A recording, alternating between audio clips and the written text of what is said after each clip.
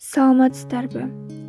Бекмамат Досмолов атындагы Жалал-Абад мамлекеттик университети, Жалал-Абад колледжи, педагогикалык жана социалдык иштер бөлүмү. Пенсиялык камсыздоо системасы сабагынын окутуучусу Сатымкулова Наргиза Надырбековнага СРК Консейс тайпасынын студенти Акылбек Кызайзададан кайтарым байланыш. Тема пенсияларды эсептөө. Кыргызстанда пенсия кантип эсептелет жана эмнелер эске алынат?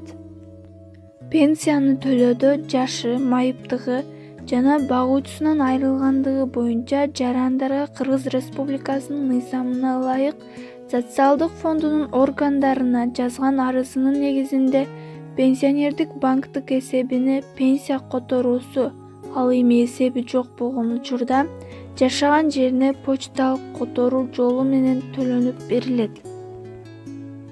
Пенсияны эсептөөдө эмнелер эске алынат? Жарандын жалпы эмгек стажы, аскер кызматын өтөгөн мөөнөтү, кесиптик атайын орто жана жогорку окуу жайларынын күнүзгү бөлүмүндө окуган мөөнөтү, аялдар үчүн балдары баккан мезгили, жашаган аймагы. Мисалы бийик тоолуу, барууга кыйын шартта жайгашкан калктык конуштарда жашап жана иштеген мезгилдерге көңүл бурулат.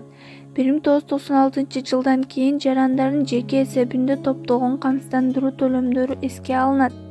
Мындан тышкары 1996 жылга чейинки мезгилдеги орточо айлык да пенсиянын өлчөмүнө түз таасир этет. Мындан сырткары иштебеген ненелер, мигранттар, дыйкан, фермерлер, эмгек стажы жок, камсыздандыруу төлөмдөрүн төлөбөгөндөр жөлөк пул алууга укуктуу. Пенсияларды эсептөөдө мамлекеттик эмес пенсиялык фонд Кыргызстанда 1994 жылдан бери иштеп келет.